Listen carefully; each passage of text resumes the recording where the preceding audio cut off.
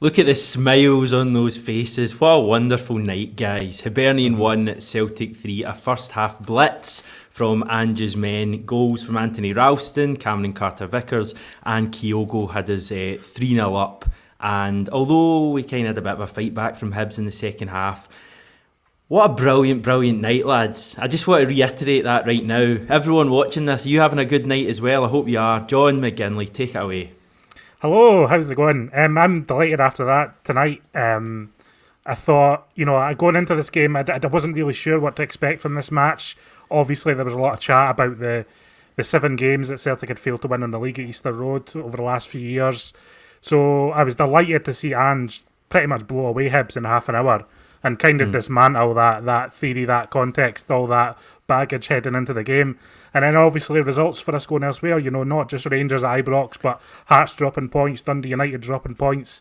It's one of those nights that you love. It's one of those, when all the games are being played together, it's one of those nights that you savour. To the extent where we can go top of the league if we beat Livingston at home on Saturday, which I don't know about you guys, is something I didn't expect to be saying this early. Stevie, immediate thoughts on tonight? A very good job by the team. I was very impressed the tempo and how we started the game, and I was very impressed with the energy levels. We look as if we're getting, as I say to Hamish, we're getting fitter and fitter.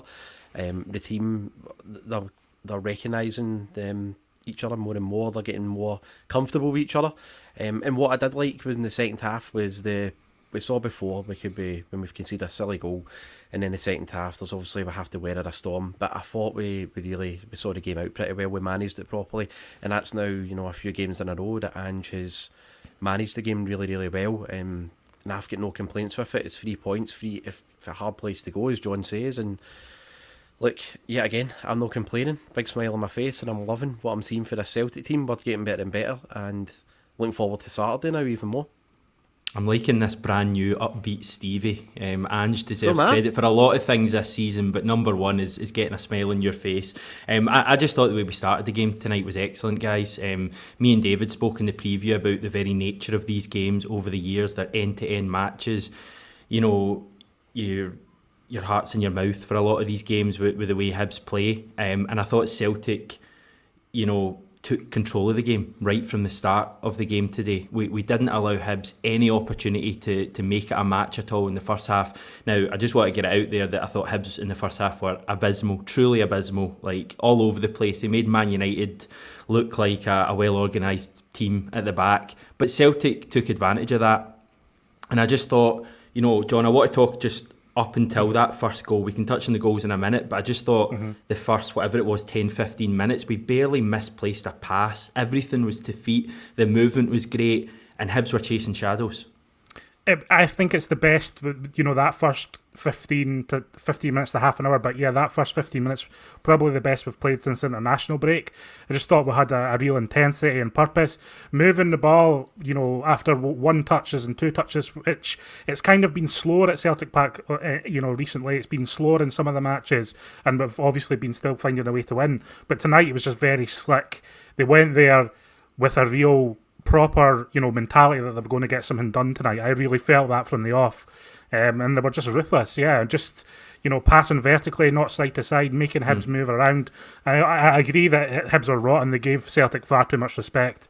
But, Celtic, really, really kept the tempo high. And that was really important in those opening moments.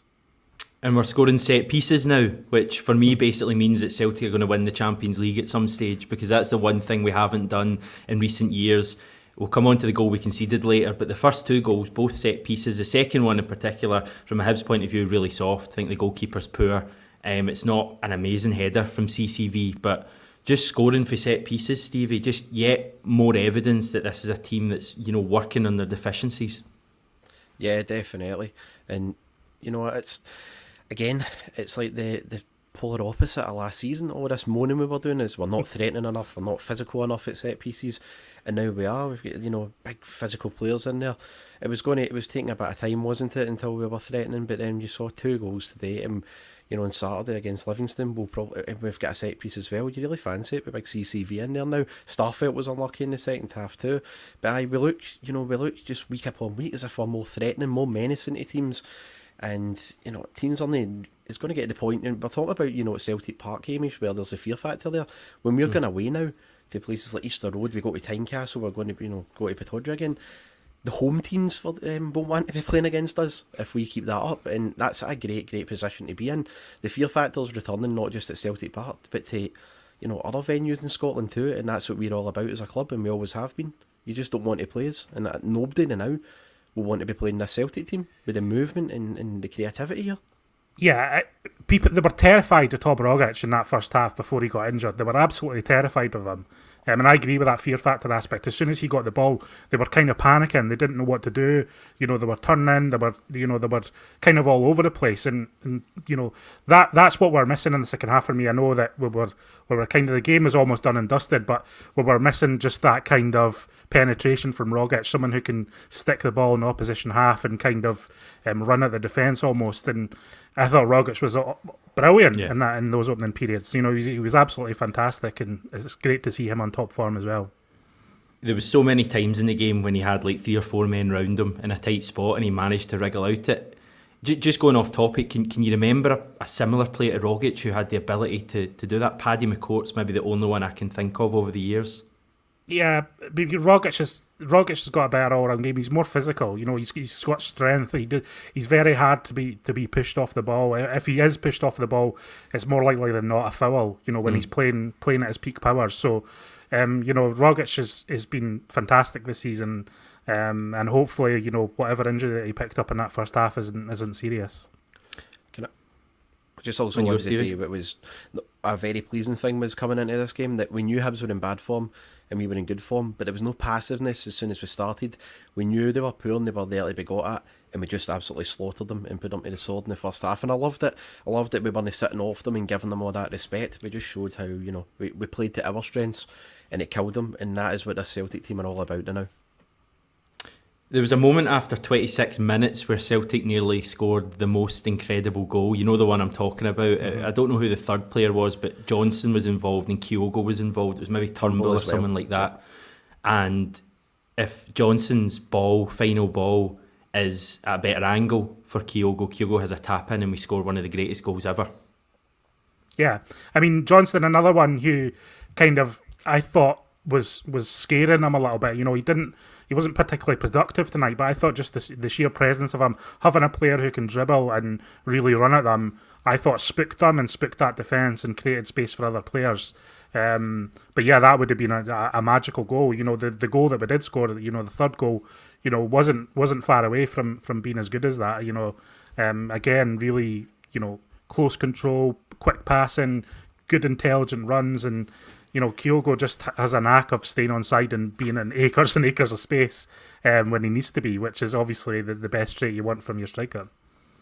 How do we view the second half then, guys? We weren't as free flowing as the first half. I think perhaps it was more evidence of Celtic being able to see out a game, probably like we did at Fir Park.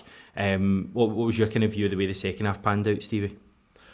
I think you were expecting a bit of a reaction from Hibs in the second half, especially when they scored as well, and also you've got to factor in the fact that Tom Rogic went off for us, so we did lose a lot of creativity and we lost a lot of run in the final third. But the most important bit for me was I noted down, remember the second half performance that I was always saying against Rangers, that with this team 45 to 70 minutes was the crucial one. If we could just see that out, we could then take advantage, and we know what happened there.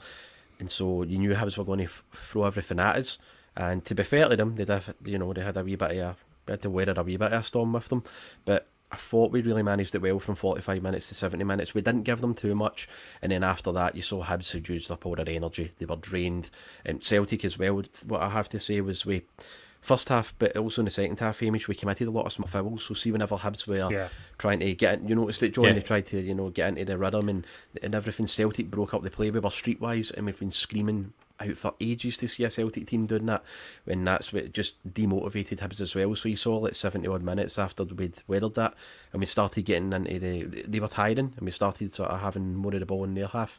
You could like sort of feel the game was done in that respect. And I just liked the way that we did manage it, especially without Tom Rogic, who was brilliant for us, because that would have been a blow. But no complaints whatsoever. I thought the team were excellent in how they went about their business. that first 15 minutes after the half time, it was kind of like a bend don't break strategy almost. I felt like that we actually tonight. I know the goal that we conceded from the corner was poor, but the way we defended an open play tonight, I thought was very comfortable. Joe Hart had that save in the second half, but really, didn't have really much to do from open play. And I thought Celtic picked their moments to go into their challenges and intercept the ball. There was a couple of hairy balls into the box, without a Hibs player in the middle, but it was nothing that I felt particularly nervous about. And after, like Stevie said, once we kind of weathered that a little bit and kind of got a foothold in the game again, it was almost over. I thought for the last 20 minutes, it was very much, there was no danger, and Celtic pretty much just saw the game out, and that's exactly what we needed. It was a big one tonight, Hamish. And Joe Hart, I know you mentioned him there, but two really big saves. One in the first half, maybe when it was 0-0, from Newell, I think, with his foot, and then the one in the second half. Can't remember who it was actually. Was it the right winger? I don't even know his name. Was it Murphy? It was a great save again, and that's just what we've been missing, for so long. A keeper who can, go without doing much in the game and make two big saves. Brilliant. I'm going to rattle through some comments. Feel free to fire in at any stage, guys. The first one I need to bring up, if I can find it, is Connor Riley. Hamish, you called it, pal. Give yourself a high five before you get into the positive negatives of the game. Take the credit and smile your way through the video. Amazing. Called the team. Called Mikey Johnson starting, called the score 3-1, lads. That's worthy of a bit of praise, surely. Did you call the penalty Ibrox in the 80th minute as well? Hamish, you truly are one of the greats. Thank you, Stevie. Hopefully this winning run you're talking continues. about Joe Hart. The big things were the saves, but do you know what was even bigger? The timings of the saves and what it led to. Because it was at 1-0 Hamish, not 0-0 with a save from Newell. And then we got the park and scored a second, and then it was obviously 3-1. Now, if that makes it 3-2 with 10 minutes to go, it could have been brutal. But the timings of these saves were just brilliant, and it was such a big presence for us, and it was big moments in the game. I was so happy that, as you say, Hamish has now got a keeper that can be relied and trusted. Michael Hay is enjoying his night. He's not going over the top or anything, guys. Ange is the best manager since Big Jock, so don't think you'll find too many people disagreeing with that right now, the way we're feeling. Derek Eccles, always enjoyed Derek's thoughts. We were decimated with injuries for over a month. Look at us now with the team still missing Julian Forrest, Taylor McCarthy, still learning, but we will go from strength to strength. That's the thing, John. We had that terrible start to the season with those 3 defeats. I think we're only, 2 points behind now, and there's so much more to come for this team. There's players to return, there's players to improve. A player like Juranovic, who I thought was good tonight, still has more gears to go. Kyogo can play much better than that. Jota can play much better. This team has a lot of potential. Yeah, of course they do. Big Ange looks content on the sideline, doesn't he? It's like... He's not getting overexcited. He doesn't look, disheartened by anything. He's just there. He's overseeing this team. He looks content. He's building this team. We said it at the time, and I know there was a lot of nervousness and anxiety when we were going through that sticky patch. But you could see the issues of why we were going through that sticky patch, and it was always, I wouldn't say it was a guarantee, but it always felt likely that this team would settle down and that the players were behind Ange. It was never in doubt that the players, were behind Ange. It's never been in doubt. It's never been looked like the players don't really know what they're doing, or they don't back the manager. It's never been anything, drastic like that. And I think content is the word of the night tonight. I just feel content. Ange feels content. We're moving forward in a regular motion now. We've got Livingston on Saturday, another win, probably, more than likely, given our form. And, you can't ask for more at the moment. Yeah, 5 wins in a row. We've come through this really tricky period of away games that we were looking at. I was certainly fearful going into them. Aberdeen, Motherwell, Hibs. I was fearful that by the end of them, we could be in a really sticky situation with regards to the league table. Several points behind. Celtic have come through these 3 games, and I think you almost need to take yourself back to where we were before that Aberdeen game. I think it was 3 league away defeats in a row. The team couldn't even pick up a point away from home, never mind win a game. And we've gone to Pittodrie, won last minute. We've gone to Motherwell, won confidently, and same again tonight, probably even better tonight. A really, assured performance. And, Callum McGregor spoke yesterday about that Aberdeen game, really having kicked the players on, and he said, the team's ready to motor now. And I get that impression from them too. I just really get the impression that they've kind of got the blinkers on now a wee bit. I don't feel like, as much as we're, a bit obsessed with the rest of the league and teams dropping points, and that's great as a football fan, I don't get the impression this Celtic team will be going around that dressing room tonight going, oh, Rangers drop points tonight. I think they've just got the blinkers on, and it's just a case of next game, just keep winning, keep this momentum going, and let's see where it takes us, Stevie. Yeah, and that's what they can do as well, because, if they start getting delusions of grandeur and thinking they're better than what they are, then football is a funny game, and it will just come back to bite you. Especially if your attitude's not spot on.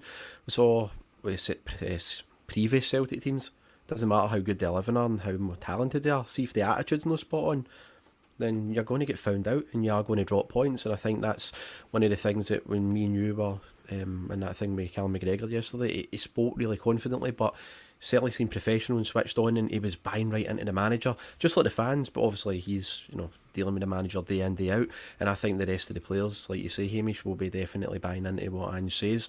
It's alright, like me coming out now and saying, we've got Ferencvaros and Dundee as our 2 games. Stevie cut off in his mid-flight. Before the next. Oh. You there, Stevie? Was I away? Aye, you're away, but you're back now. Go for it. You're a bit blurry, but go for it. Speaking too much truth. Okay. What I was saying was with Ferencvaros, I'm thinking now about Livingston, Ferencvaros and Dundee before the next international break, but the players won't be thinking like that. They'll just be thinking about Livingston, then on to the next game, Ferencvaros, on to the next one, and that's it. And, they've got a far more professional attitude than me, and thank God for that, Hamish. Far more professional Wi-Fi as well. I'll add that into the mix. John, final thoughts on this evening, we'll wrap it up. Right, I'm loath to bring it up because we don't really talk about referees and penalties and decisions and Rangers and stuff on this channel. But whenever, I don't know if everyone's seen it. I've seen it, Stevie's seen it. I know you haven't seen it, Hamish. But that penalty they got was the softest penalty going. John Beaton. I mean, it was a disgrace, to be honest with you. Like, I'm not into these conspiracies, etc. But the amount of say luck and coat marks they're getting this season is shocking, and that was never a penalty. It's so predictable as well. I mean, they've even got their own club graphic for it on social media. That's how absurd it is. 80th minute penalty, ball goes into the box, a player goes down, guaranteed penalty every single time. If there had been 5 minutes more, they'd probably have got one in the 94th minute as well. What about Scott Brown scoring? We've not even touched on that. Arguably the moment of the night. I'm sure we've all kind of seen the goal, diving header, Larsson-esque.